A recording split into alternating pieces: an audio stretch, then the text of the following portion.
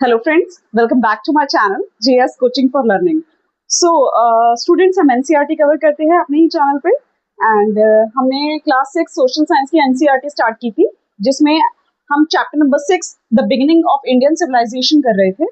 Last class में हम town planning के बारे में पढ़ चुके हैं और टाउन प्लानिंग की थोड़ी चीजें हम जान चुके हैं, बाकी थोड़ी चीजें आज की क्लास में हम जानेंगे। ओके, तो आज की क्लास हम स्टार्ट करते हैं द फेमस ग्रेट बाथ से। कहाँ से? The famous great bath. ये हमें कहाँ से मिलता है? ये हमें मिलता है मोहनजोदाड़ो से। मोहनजोदाड़ो कहाँ पर है? ये मोहनजोदाड़ो जो है ये पाकिस्तान में है, पाकिस्तान के रीजन में है। ओके, और हड़प्पा जो है वो भी हमें यहीं से मिलता है, एक हड़प्पा भी है यहाँ पे पाकिस्तान के ही रीजन में। लेकिन जो फेमस ग्रेट बाथ है ये हमें मिलता है मोहनजोदाड़ो से। इसका हमें मेजरमेंट ध्यान रखना है 12/7 मीटर। ओके, 12/7 मीटर जो है वो इसका साइज था और ये जो ग्रेट बाथ है वो कुछ इस टाइप का था। अगर मैं आपको डायग्राम के थ्रू समझाना चाहूँ तो थोड़ा सा था, यहाँ पर कुछ स्टेयर्स थी और यहाँ पर भी कुछ स्टेयर्स थी और यहाँ पे नीचे एक जगह थी जो बाथ टाइप बना हुआ था। यहाँ पे साइडों में रूम्स बने थे साइड्स में, और इन जो रूम्स में कहा जाता है ये एक तरीके के बाथरूम थे।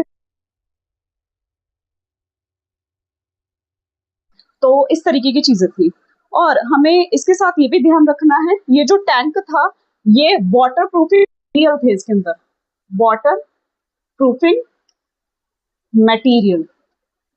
ओके, इसके अंदर वाटर प्रूफिंग मटेरियल थे, मतलब यहाँ पर जो साइड्स में ये जो भी ब्रिक्स वगैरह और उनके पास जो भी मटेरियल जो यूज हुआ है उसमें वाटर प्रूफिंग चीजें थी।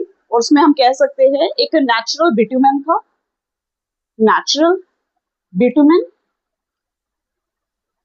जो फॉर्म होता है एक तरीके से एक तार से,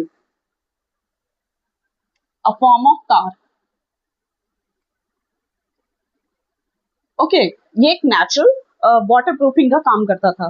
ठीक है, ये जो टैंक था वो surrounded by, tank was surrounded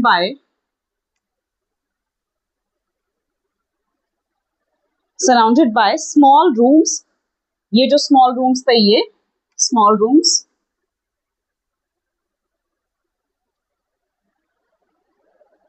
one of which contained a well and there was a drain in one corner।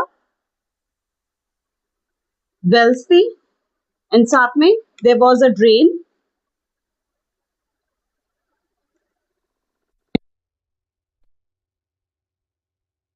कह सकते हैं ये जो ड्रेन था ये इसको जो था वो टैंक के पास था और इसको टाइमली जो है वो एम्प्टी करने के लिए किया जाता था। अब साइड में कह सकते हैं यहाँ पर एक ड्रेनेज सिस्टम था, यहाँ ड्रेन होता था, ये सारा जो पानी होता था यहाँ से यहीं से सारा पानी निकाल दिया जाता था अगर ये पानी गंदा हो जाता था तो, और यहाँ पर फ्रेश वाटर जो है यहीं से फिल भी किया जाता था। ठीक है, तो ये जो ड्रेन था वो एक कॉर्नर पे था, one corner of the tank, to empty it from time to time.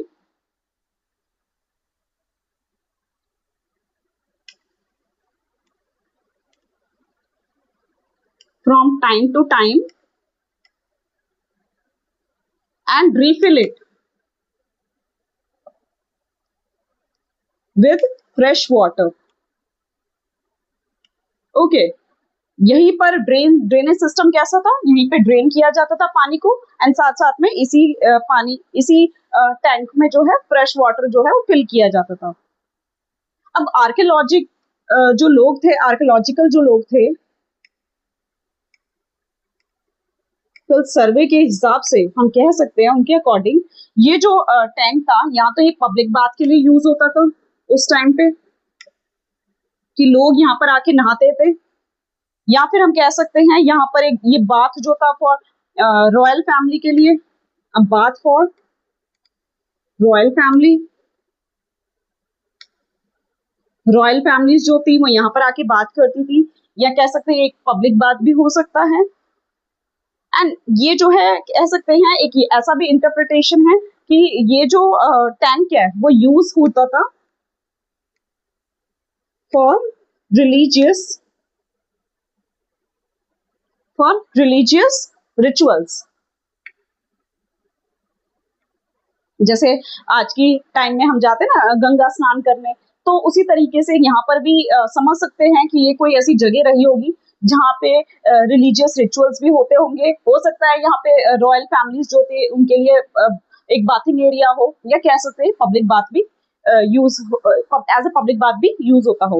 Okay, तो इस तरीके से हम कह सकते हैं इसके सेवरल पर्पसेस हो सकते हैं। एक इंटरप्रिटेशन थी जो आर्कियोलॉजिकल सर्वे में बताया गया है।